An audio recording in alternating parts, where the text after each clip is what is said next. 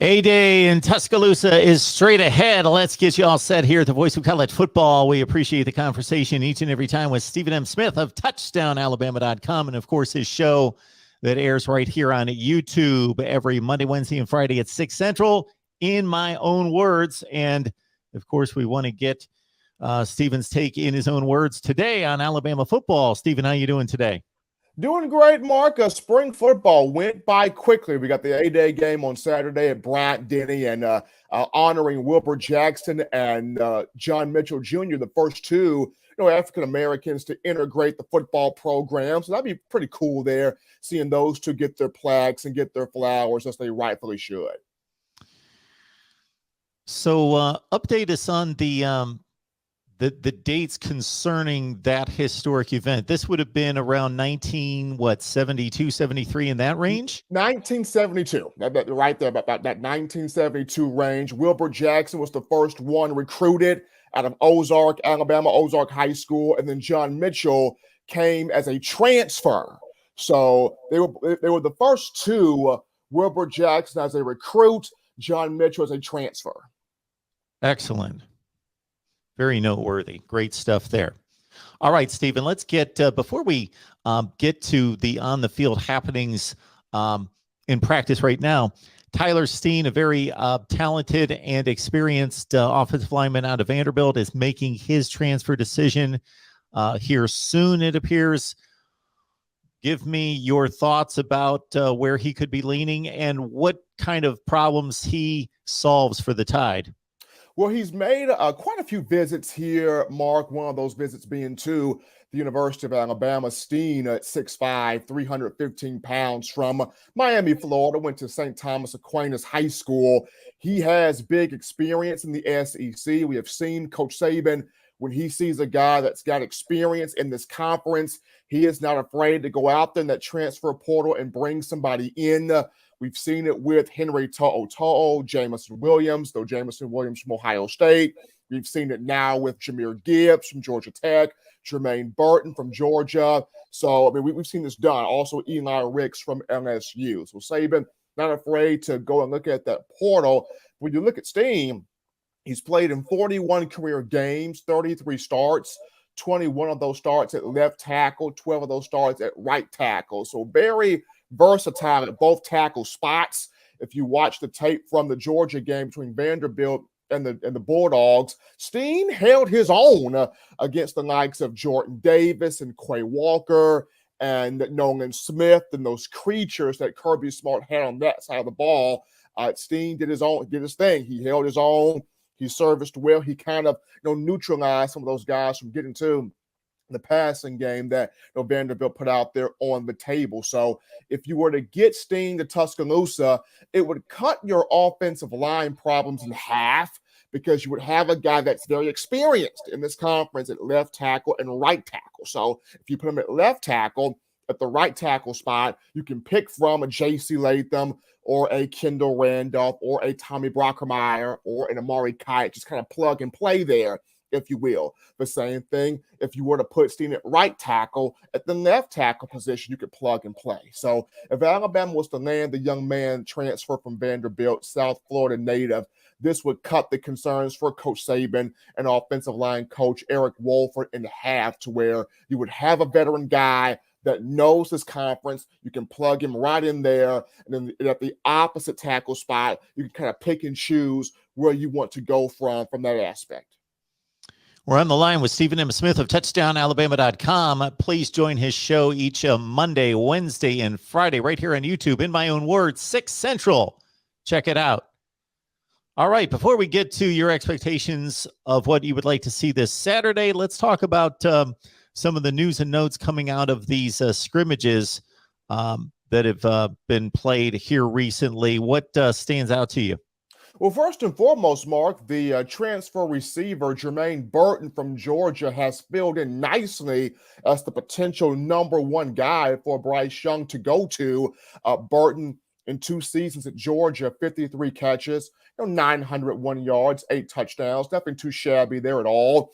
This past season in helping Georgia capture its first national championship in 40-plus years. He had 26 catches last season, 497 yards, had 5 touchdowns. And while, Stetson Bennett was reliable, Stetson Bennett, an absolute gamer, and his story in itself is quite remarkable. I'm pretty sure, Burton kind of looked at, Stetson Bennett is a Toyota Camry.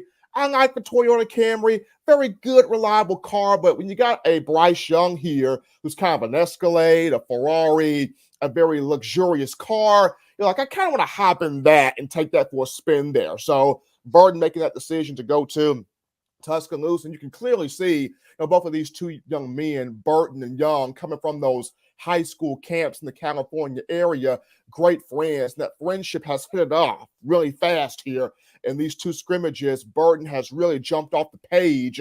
According to Coach Saban, he is giving out the compliments to the young man. And we know Saban doesn't compliment too often unless he knows that you are something special and you can add some value to the team. And for Burton, this recent scrimmage here, I was told had 7 catches, 2 for touchdowns, 1 went for a 97-yard touchdown. So you see the speed, the burst, the explosiveness, the breakaway acceleration right there in front of you, and filling in nicely for the departed Jamison Williams off to the NFL draft. So some good things here from Jermaine Burton.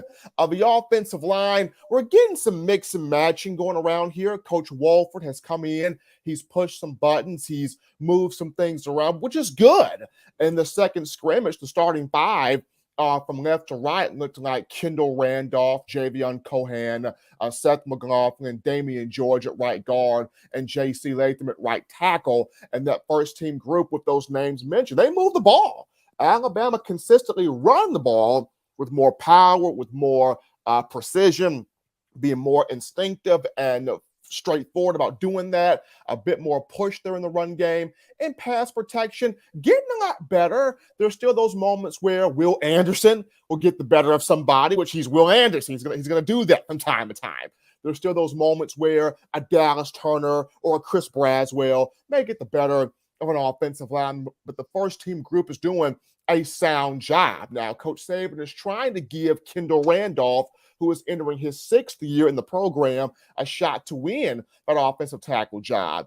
If you bring Tyler Steen in here, then that becomes kind of a shakeup because Steen has the bigger experience in SEC play. So we will see what Steen's final decision is in terms of how can this offensive line really sort of shape out. But the first team group looking pretty solid out there. At running back, Mark, nobody has just really, truly separated. This is a dynamic running back room. Now, Jahmyr Gibbs from Georgia Tech, he gives you that Alvin Kamara, Kenyon Drake type of breakaway quickness that Alabama fans love to see. But Trey Sanders has had a really good spring, and he's saying, hey, don't count me out of the mix. So Trey Sanders has had a big spring. The freshman Jamarion Miller from Tyler, Texas, has made some good runs in his own right. He's had a strong spring. Roydell Williams and Jace McClellan continuing to recover here from injuries that they suffered from the 2021 campaign. They'll be good to go in summer workouts and fall camp. So right now, nobody has just completely separated themselves as I'm running back one. There's a dynamic room here, and all of these guys are taking their talents here to the table. On defense, here's where it gets interesting here, Mark, because if Alabama can locate that dynamic nose tackle, that man in the middle of a defensive line that can create a bunch of havoc for offensive guards, offensive centers, quarterbacks, running backs, the whole 9, then we could be talking about a really dynamic Nick Saban defense, because the linebacker core has been phenomenal in spring ball. Outside linebackers have played well. Jalen Moody has really been the guy next to Henry To'o at that weak side backer spot. And then in the secondary, Bama's got dudes. Eli Ricks has looked great. Kool-Aid McKinstry has grown. Malachi Moore is back healthy, back to what he looked like as a freshman. Brian Branch has played well. Jordan Battle, DeMarco Helms, they're out there, laying folks out on the field. So the second scrimmage, Bama's secondary had 5 to 6 interceptions, including a few pick sixes here. So for the Tide, it's the man in the middle, that nose tackle, can they get that position solved? And that's the spot where Coach Saban has talked about. They've got guys that can do it, but can those guys step up and do it on a consistent basis in terms of pressure in the pocket, collapsing it from the inside, stuffing the running backs, and then also making it difficult for a quarterback to step up and make those plays there from within the pocket. So the Bama's got bodies when you talk a DJ Dale, a Tim Smith, a Jamil Burrows, a Jamarian Latham, a Stephon Wynn. You've got Damon Payne also, and Quinn Barnes, Tim Kenyon III. You got a freshman here also in Jaheim Otis from Mississippi, who's really creating a stir in spring practice. So the names are there. It's who's that guy that can put Alabama back in the mind frame of a Deron Payne, a Quinnen Williams, a Christian Barmore, a Jesse Williams, a Terrence Cody. One of those types of guys that just really created havoc there from that nose tackle spot. So that's the area that Alabama's trying to shore up right now. Folks, please hit the like button and subscribe right here, and get on over to Steven's show each and every Monday, Wednesday, Friday, right here on YouTube. In my own words, 6 Central. It's a good listen, a good watch, and you can call up Steven and talk Alabama and the SEC. All right, Steven, in addition to the dining options for the media this Saturday, I know that's first and foremost on your mind. We'll get past that, and you've already covered a ton of ground. Is there anything else in regards to matchups, battles, position units, anything out there? We're not going to get much in regards to coordinator schemes and so forth. It's going to be very vanilla, of course. But beyond that, in terms of how guys are trying to set themselves up for August, where do you stand there, and what are you looking for? Well, first and foremost, I got to look at my guys on the offensive line. I mean, that's the first group I look at. And after this past season where it wasn't at the standard that people expected it to be at, so how does this offensive line look in spring? Can it protect Bryce Young? Can it, open up those holes in the run game? What's the footwork, the hand strike? What does this offensive line look like? And can it be a Joe Moore Award type of group, left tackle to right tackle? So that'd be my first look. Is that offensive line. Number 2, I will have my eyes on the defensive line, in particular at nose tackle. Who plays the best in that spot? Who's the most disruptive? Who's causing the most chaos? Who's the guy that nobody can seem to block? And if a guy emerges that has those types of traits and characteristics and that can do them on every given time, my eyes will be right there at that nose tackle position. Number 3, it would be, at wide receiver after Jermaine Burton. Who takes that step forward? Because you got a lot of bodies there too. When you talk Trayshawn Holden, Christian Leary, JoJo Earl, Tyu Jones-Bell, you got some freshmen in here, Aaron Anderson, Kendrick Law.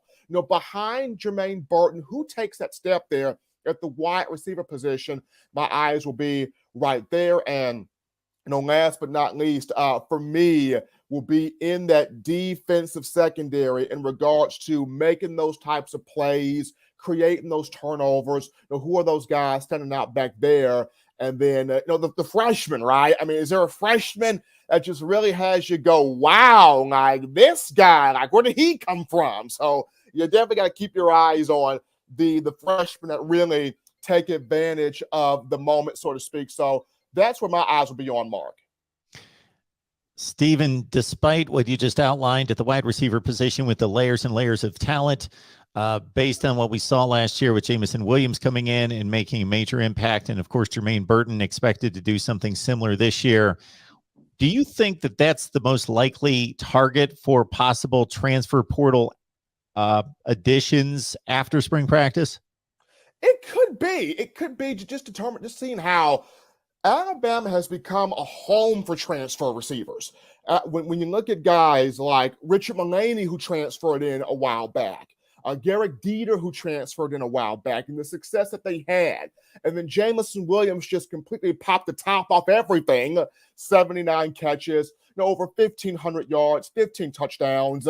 When you look at just those types of numbers a transfer receiver is going to say, okay, I saw what Jameson Williams did. He's going to the NFL.